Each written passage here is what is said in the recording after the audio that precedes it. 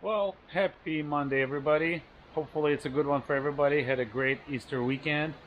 Today is Monday, the 18th.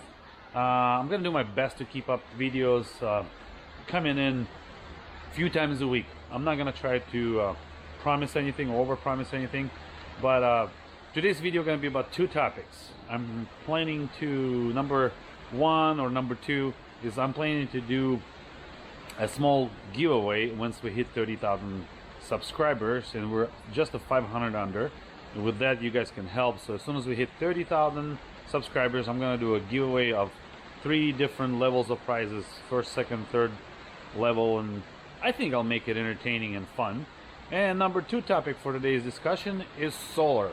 I had a lot of questions comes through about my setup generally and why I have it set up the way I have it set up, as far as the what size panel I chose and what battery I went with and what controller I went with. Again, thank you for keeping in mind that this is information based on my personal experience and my personal opinion of things. It doesn't have to be the right, but it's mine. So with that consideration, welcome to the video. Keep in mind, information that you hear is you're welcome to use it for your own purposes. Otherwise, feel free to recommend or suggest something considering the circumstances of budget used and just in general, reasoning why things were done. Because I know a lot of guys might say something like, I'll throw some smart names in there, like, why didn't you use Red Arc system? Well, because I didn't want to spend $1,000. So along base of those Q&As, let's start the video.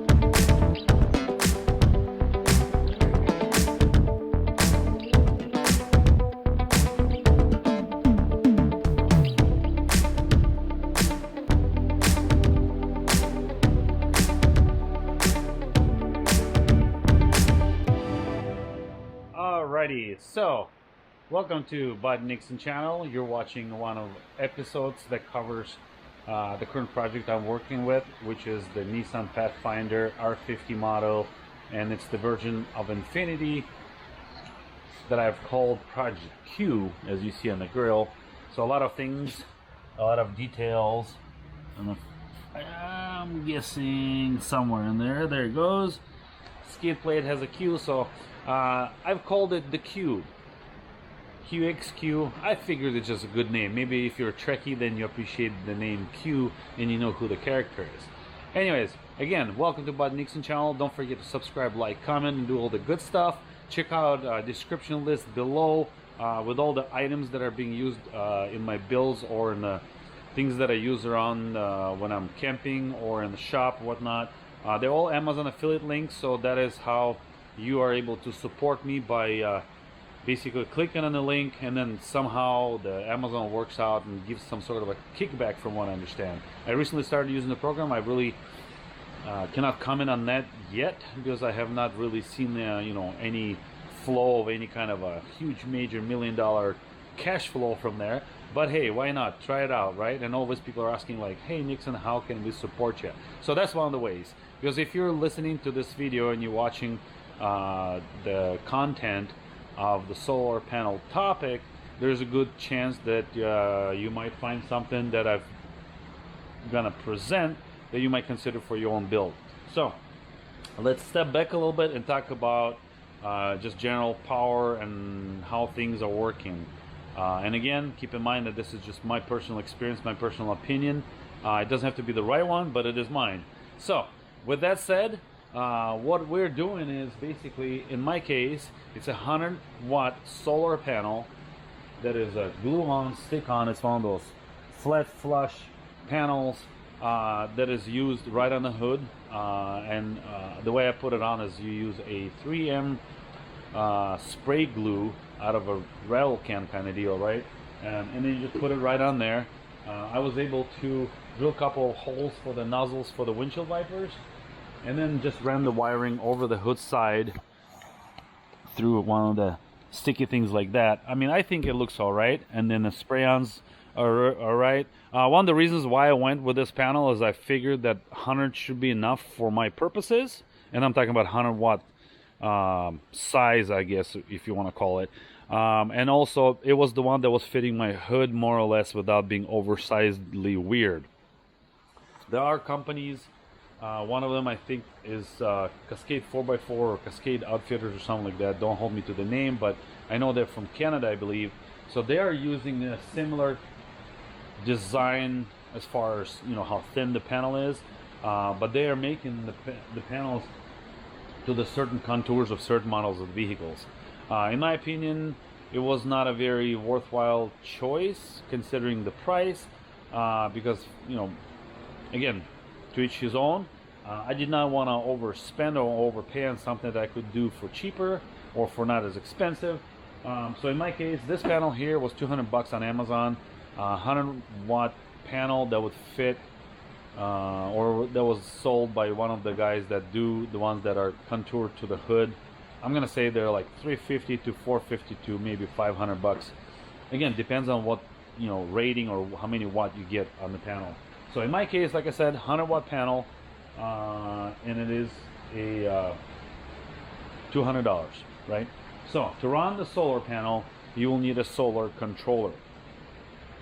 Let me get the hood open. So to run a solar panel safely onto your battery without having to worry about overcharging, undercharging, or any kind of battery issues down the road, you should run a solar charger. In my case, this is the model I chose.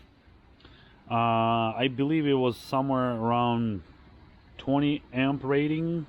It wasn't anything huge. It is simple, compact.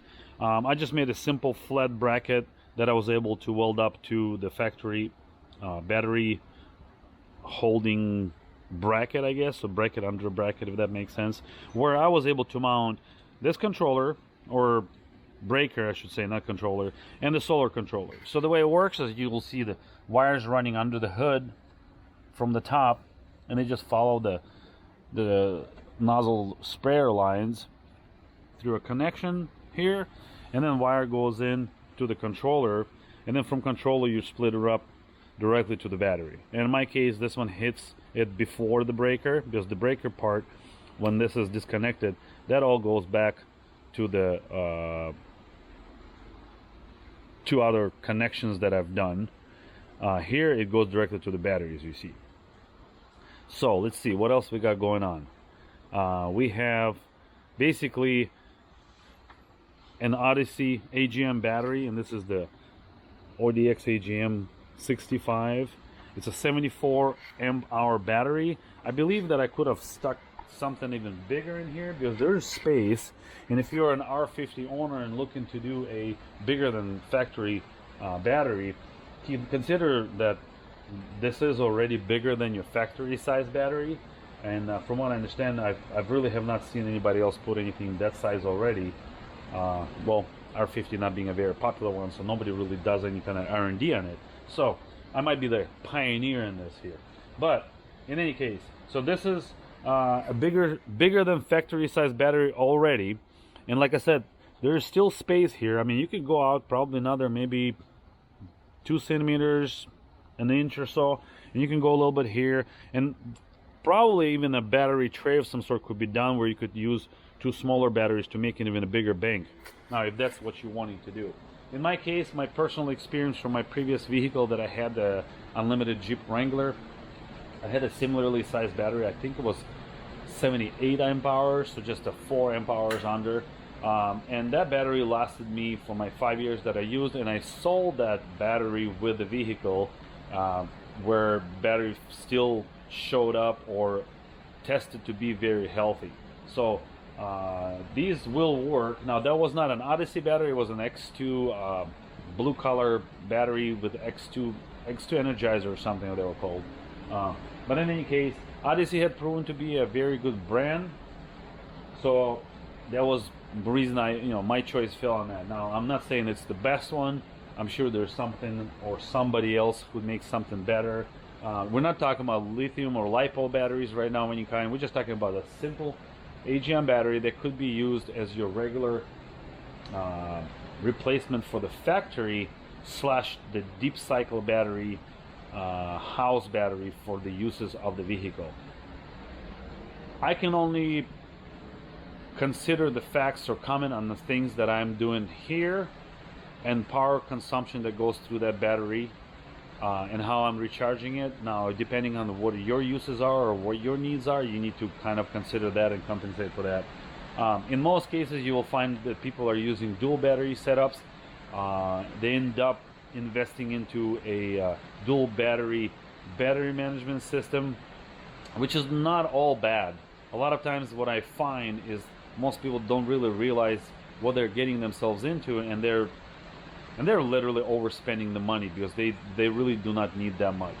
So, few answers to possibly few questions that some might come up. They say, well, what if your battery goes dead, and how do you restart if you over drained it? Well, one thing is I manage it this way, so you always pay attention, and it's not like you have to do it every 5 minutes, right?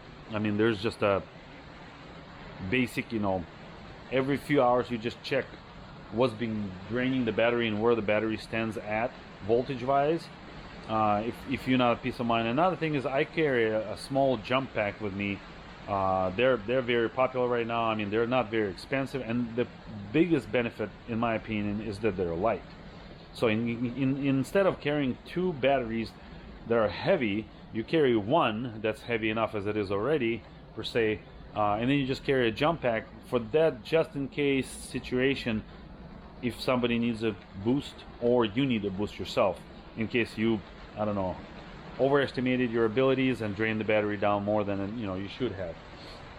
So in any case, my situation, I'm using a Dometic 35 size fridge, which is ran pretty much 24/7 on my trips. Then, like I said, I charge, for example, Osmo Action as I'm using it right now to record this video. I charge up my smart devices, my drone, run my lights at night, and I have found that it's totally enough for me, these 74 amp hours. I never have drained the battery way low, as far as I know. I mean, I've gone maybe down to like 11.7, 11.8 on it, considering that at night, after a cloudy day, like if you watch the previous episodes, I'll put a bubble up here maybe somewhere if I don't forget about it. It's the episodes about the snow camp that I did with my son recently. So the situation there was simple. 5 days, 4 nights, snow camping, car never ran once, to recharge the battery via alternator, and this 100 watt solar panel topped off my battery quite fine every day when we had the sunny time during daytime. And with that consideration, I was running my diesel heater on average 10 to 12 hours probably every 24 hours, considering I had my son with me, so he would spend more time in the tent when he was trying to dry up or warm up for whatever reason. And as well at night, at night I'll probably crank it in, I'll say probably, well, yeah, I mean 12 hours a day, because we'll go to bed, or he would go to bed on average around 8ish, and we would wake up 7, 8, so probably at least 12-hour runs, if not more, the diesel heater would run. And keep in mind that if you're not familiar with diesel heaters, when they start up, the glow plug in the diesel heater will actually consume it takes a lot of electricity out of the battery. It drains it quite a bit for that firm primary, for initial start. I know a lot of people recommend to actually start up your car, keep it running while you're starting up the diesel heater. That's one way to do it. I haven't been practicing that doing it that way. And again, like last trip I did, I was just trying to see what is really the potential of this setup and what can it do as far as me. I think I'm starting to talk too much, but if this is an interesting topic to you, you might hear exactly what you've been looking for.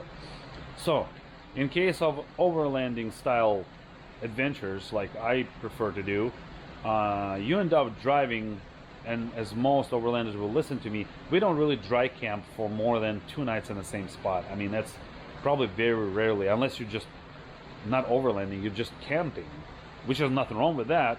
But if you're camping for multiple days, solar is just ideal. And you might want to go with a bigger solar. I don't know, stick one on top of the rooftop tent or something, right?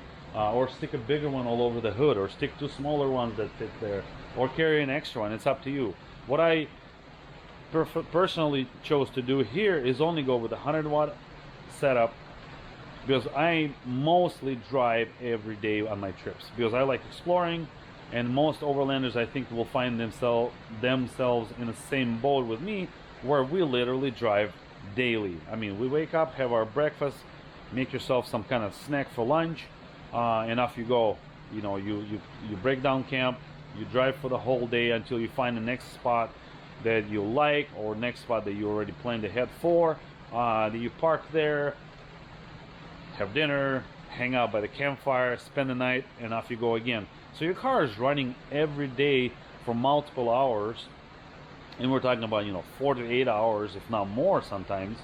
So that alternator has ability, or has chance to catch up plenty to top off the battery. One other thing people have mentioned to me is that, for example, solar might get too hot, for example, as it's charging during the daytime.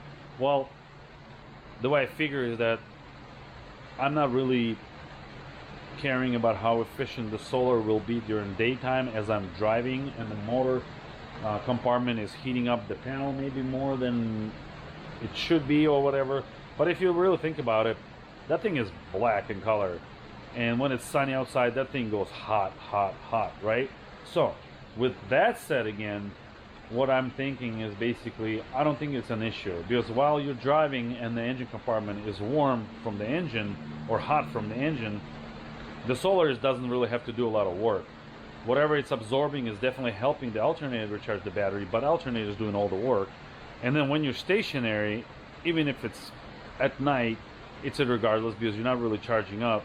But if you are dry camping, that's when the solar really will be helping you to keep that battery topped off. Number one. Number two, you might have a lot of parasitic, I think it's the right word is parasitic draw on your system, considering how many devices you put in.